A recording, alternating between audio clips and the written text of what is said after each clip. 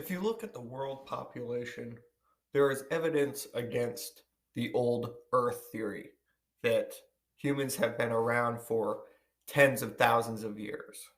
Just in the last 200 years, you can see that the population is consistently increasing. As they say, that the population grew very slowly over a long period of time from 10,000 BC to 1700. We can see that it stayed the same for 3,000 years. From 8,000 BC to 5,000 BC, the population remained at 5 million. You can notice that there's a flat line for 3,000 years. And if you blow that up, you can see it's from 8,000 BC to 5,000 BC. It quickly increases afterwards. And before, it was slowly increasing. Now, what could have caused this? Well, possible explanations could be a natural disaster. But with a natural disaster, there is no flat line. There is a dip. But a flat line does not show a dip. So this is not too reasonable. Another explanation is historical. What happened during 8,000 to 5,000 BC that might have caused this? There was an agricultural revolution. Well, this isn't a good explanation either, because during an agricultural revolution, there should be population increases, not flat lines, as the interaction between humans and the world around us was changed by introducing the basic ingredient that makes civilization possible. So civilization should increase, not flatline. And during this period, settlements grew larger and more populated, which even makes it even more stranger that there would be a flat line. Now we can know about another agricultural revolution that happened for just 1 century in the 1700s. And even during that 1 century, the population nearly doubled from about 600 to 1,000 in millions, rather. So it would be it doubled from 500 million to 1 billion. And if you compare the two charts, the one on the left is the first agricultural revolution, which lasted for 3,000 years, but stayed the same. And then the one on the right is the 1700s revolution, which lasted only a century, but nearly doubled. As you can see here, wouldn't make sense that this is the only period in world history that flatlined, and it lasted for 3,000 years, especially during the agricultural revolution.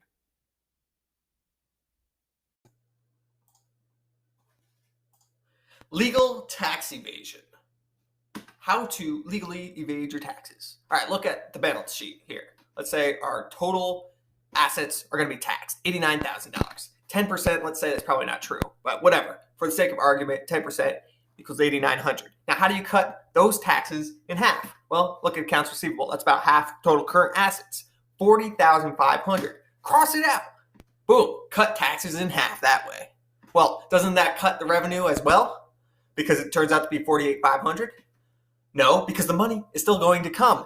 It's just recorded $40,500. It's just recorded somewhere else. Like maybe assets that might come, record it there, $48,500. Don't record it in the assets. Cross it out, keep it at $48,500. So now we're only getting taxed for the $48,550, which is half of the $8,900 we would have had to pay in taxes. So there you go. That's how to cut taxes and evade your taxes legally.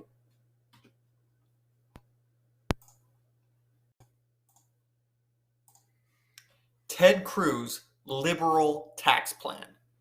You're thinking, Ted Cruz, he was the proponent of the flat tax, 10%, 2015, when he was running for president? Well, look at this. What is an income tax? You think flat tax. Ted Cruz, that's conservative. Progressive tax, that's liberal. No, income tax is not conservative. It's liberal. Flat tax is not conservative.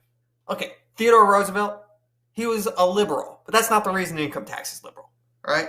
1908, think about it. Before 1908, there was a tariff, and that was the only tax. It's a tax on imports or exports. McKinley, he had all these tariffs, and people didn't like it. They wanted a different kind of tax. That's when the income tax came in. From well before 1894, Democrats, progressives, populists, and other left-oriented parties, liberals, they argued that tariffs disproportionately affected the poor, interfered with prices. Well, where have we heard that before? The rich should pay more. The poor shouldn't pay as much taxes. That's the progressive, the left wing, the liberal ideology. Supporters of the income tax believed that it would be a much better method of gathering revenue than tariffs. Okay, maybe it was a little bit better, but why does that mean it's still good? Don't you know the words to that Phantom Blues band song? Well, it's cleaner, but it ain't clean. Greener, but it ain't green. Please consider, if you would, it may be better, but it sure ain't good. You think about it, income tax might be better than tariffs, but it sure ain't conservative. Because look at it, at the tariff, that was originally the source of income, but now they're among the most widely used instruments of protectionism. And protectionism is not, it has nothing to do with taxes. It's supposed to shield the producers and businesses. And although it was the source of revenue at the time, now it is not. This is no longer a primary source of revenue, so the reason we changed to income tax is no longer relevant for today. Now let's look over here. Robin Hood takes from the rich, gives to the poor. Redistribution of the wealth. That was Theodore Roosevelt's ideology. That's when income tax came in. Look at 10% of a million. Okay, that's flat tax. 10% of the poor, 20,000, 2,000. But look at it, 100,000 versus 2,000. The rich are still paying more, and that's a flat tax.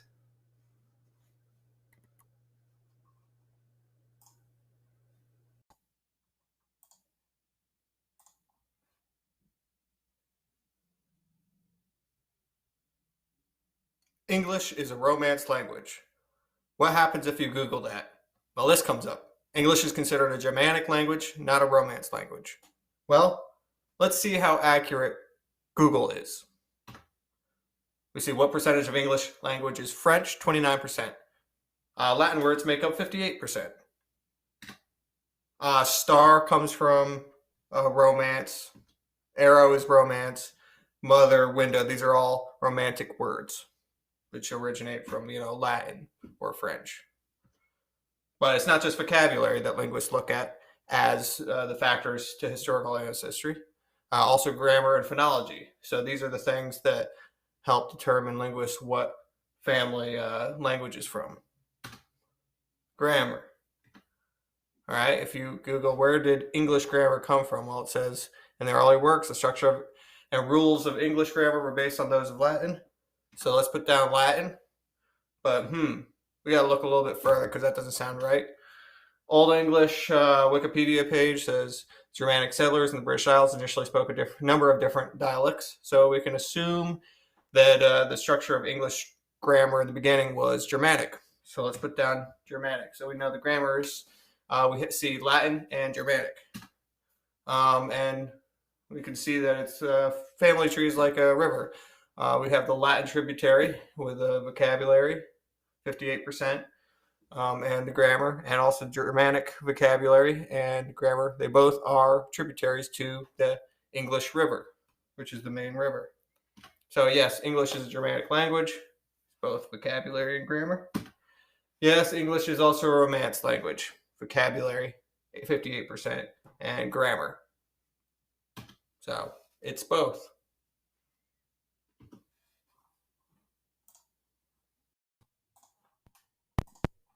Google labels this as the source of the Nile River. In Gitega, Burundi. In reality, this is the source of the Nile. In Bururi, Burundi. Google mislabels source of the Nile. How do we know this? Let's find out. Wikipedia says the source of the Nile is the White Nile in darkest Africa. It comes from the stream Rutuvu in Mount Kikizi. which is known as the source of the White Nile. A spring emanating from this mountain, Ruviaronza, was identified by Waldecker as the source of the White Nile, which is the most remote source of the Nile. Google Maps, let's look at it. Ruviaronza. Looks like it's coming from a park in Gitega, Burundi. Satellite view. Look at the river. It's not coming from the park. That's the map view. That's the satellite view. Now, if you click on the park, it becomes a non-English name. Let's put it in Google Translate. Japanese detected. Ruviaronza Kawajan Ryu. Well, why is Japanese in the middle of Central Africa? And besides, that's not even the name of the river. It's Riviaronza or Leviaronza, not Levi-Lonza River. Headwaters means source. So they're clearly saying that's the source of the Nile River. Well, source of the Ruviaronza, which is the source of the source of the source of the Nile River. That's the park. That's the map view, again, if there's any doubt. And that's what it would look like if it was satellite. Let's zoom in a little bit closer. That's blue line. That's satellite. Let's do the map. That's a red line. Let's compare the two. Blue, red, they're different. Zoom in a little bit closer. Blue line, satellite. Map, red line. Compare the two. That's where they diverge. Very different. So let's trace the blue line because that's clearly the true source of the Nile River. It comes to a fork in the road. So let's go with the more volume river. The one with the tributary with more volume, because that will be the bigger mouth, the more accurate description of the source of the Nile. Let's follow that up to farmlands in Bururi, Burundi, and trace that to, it looks like a hill, because remember, water goes downhill, it doesn't go uphill, so you know the water is going to be coming down from the mountain, or the hill, rather, the farm, into the valley. And it goes around all different directions of the hill, feeding other streams. But it also feeds the Ruviaronza, or the true source, as the water goes downhill, as you can see. So if you zoom back and you see that's where we found as the true source, and that's what Google says. And that's a distance of 8 miles, which is not just a small error, that's a big error. Google labels this as the source of the Nile River in Gitega, Burundi, and in reality, this is the source of the Nile in Bururi, Burundi. Google mislabels the source of the Nile River.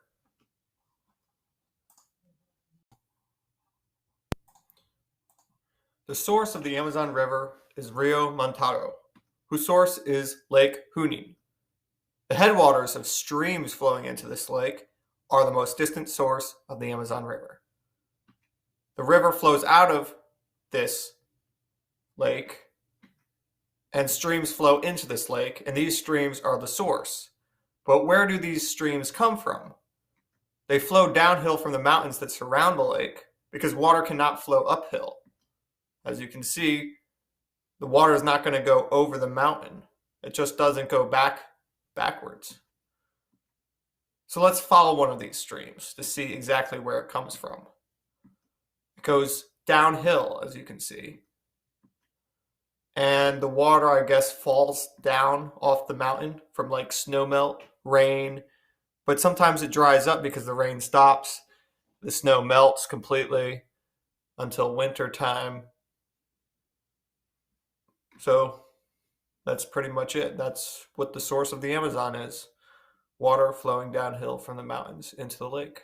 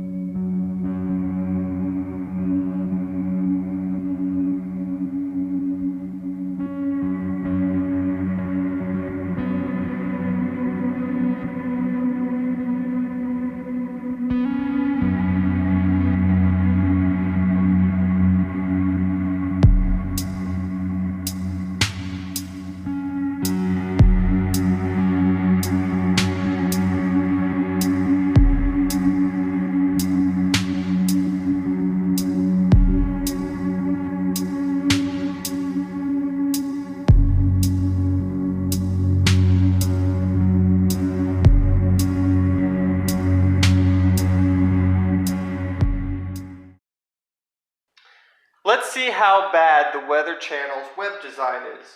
So let us Google Weather Channel and click on the first option. Boom. Okay, let us go to the first non-advertisement. And there's the website. And what pops up? Oh, suddenly it shifts down because it took a while for the advertisement to load. There's an advertisement on the right, and then the picture is cut off on the bottom. I mean, how good is that? Not very good. Let's go to today. Okay, what's happening today? Oh, today, it jumped. Oh, suddenly there's couches, like I'm interested in looking at couches? No. And then the picture here is cut off on the bottom again. And I'm left to wonder what this advertisement is all about because I don't see the bottom of the picture. Let's go to hourly. Click on hourly. Okay. Oh, nice. Okay. Oh, whoa! It jumped around again. Okay, now we got advertisement at the top, advertisement at the right. Fair enough. Suddenly, this is cut off on the bottom. Again, I don't know what this stay up to date, safety and prep. Are you ready for the next storm? All right, let's go to 10-day. Oh, it jumped around. Okay, today's mortgage rate. I don't know how that's relevant. Who knows? But if you look at the thing on the bottom, it's cut off. Let's go to weekend. The picture is cut off on the bottom again. And now it says next weekend 508. What's happening next weekend? I don't know. Let's go to monthly. Boom. It jumped. It keeps jumping. Why does it keep doing that? So the website says today's mortgage rate again, and then it says Almanac, May 1st, high-low precipitation. You can't even see that. And if you go to radar, you have this little picture, notable changes, our May what? I'm left in the dark. What is our May all about? So that's just a little bit about how bad the Weather Channel's web design is.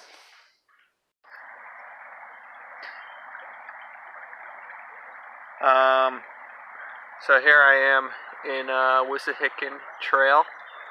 It is a trail in Philadelphia. More specifically Montgomery County, and I'm here with my friend the ducks. Can you see the ducks? Yeah, they're swimming around. You know, ducks are an interesting animal because ducks, with them, their wings are not made for flight. That's the interesting thing. They're actually made for swimming because ducks are an aquatic bird. Now, there are different types of birds. One type of bird is the one that flies, and that's when the wings actually do made for flying. However, water ducks, they do the swimming with the wings. Now, some birds have wings, and they're useful for nothing. For instance, the chicken, the turkey, and emu, and the pelican. They are all land birds who cannot swim, nor can they fly. Hello everyone, welcome back to Neshaminy Creek, searching for the source. Today I want to talk about footwear. What do we wear when we're walking in a creek? And I say boots, hands down. When land meets water, then you get a combination which is mud, and that's what a marsh is. I'll give you an example. On the map, this is like a stream, Texas, let's say. One of the bigger towns on the map. When you mix the stream with the land, what do you get all along this coast? It's called a beach, okay? And that's where the sand comes in, and when you make sand castles, it feels like it's muddy, and that's why you need to wear boots. Sometimes it's also important to wear camouflage clothes. So it's important to wear a bear suit when you're walking in the woods or in a creek, because creeks are usually in woods. Well, not if they're in a city. Usually cities are based on concrete. The most important thing to remember is do not panic. whenever you can't seem to find the source of a creek. Many times I think, oh, it must be underground. It's some sort of underground cave. I'll never be able to get to it. Wrong. There's always a chance that you're wrong. So you gotta think, can I get an axe? Can I chip away at that cave? Can I crawl in? Am I big enough? Am I small enough to fit through the hole? Is there any danger involved? Like maybe there could be a tiger that is hibernating in the cave. Usually that's not the case, but you have to be prepared. The key is not to panic, because fear is the thing that we try to avoid.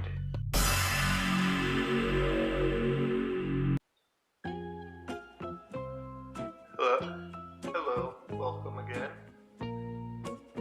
You know, a lot of people ask me, how do you get so smart? And usually my response, I would say, I read a lot, and I like, when I think about what am I trying to think, I say, okay, what book can I read that's on that subject? If I were to describe my adventures in 2 words, I would say fun, but a lot of work. And that pretty much sums up what I would say I do, which is a lot of walking in water, creeks. The most interesting thing I think I've found in a creek,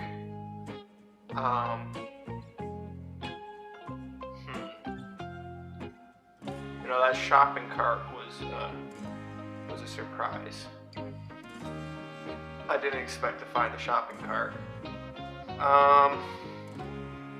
Usually rocks and fish are standard, so other than that shopping cart, I don't think I found anything interesting in the creek. Next question.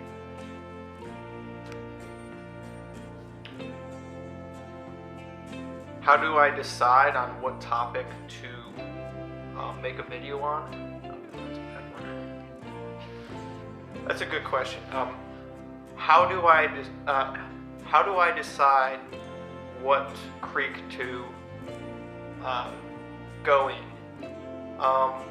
I think what determines what helps me decide what creek to go in is I look at a map and I see, is there a creek that I haven't gone in yet?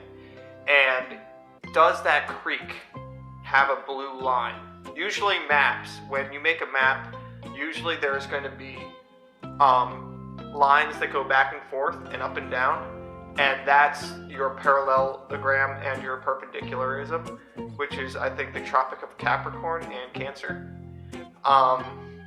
Those lines are not blue, and they will not show you where the bodies of water is. I do know that if there is a dotted line and it's not blue, that's a train track. So you have to find the blue lines, and that really shows you where the water's at. And that's how I decide what creek to go in.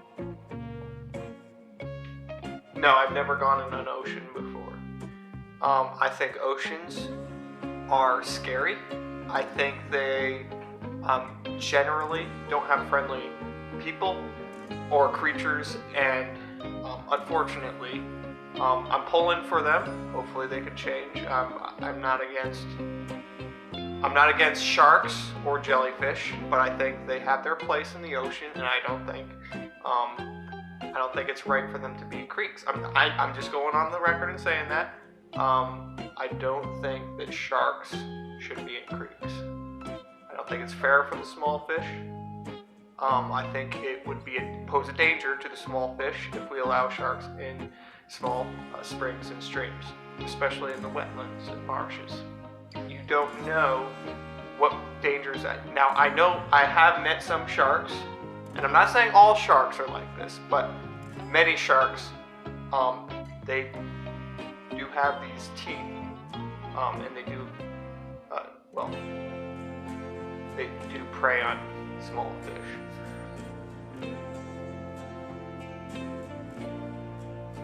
We're editing that out? Okay. That's too much? Too far? Okay.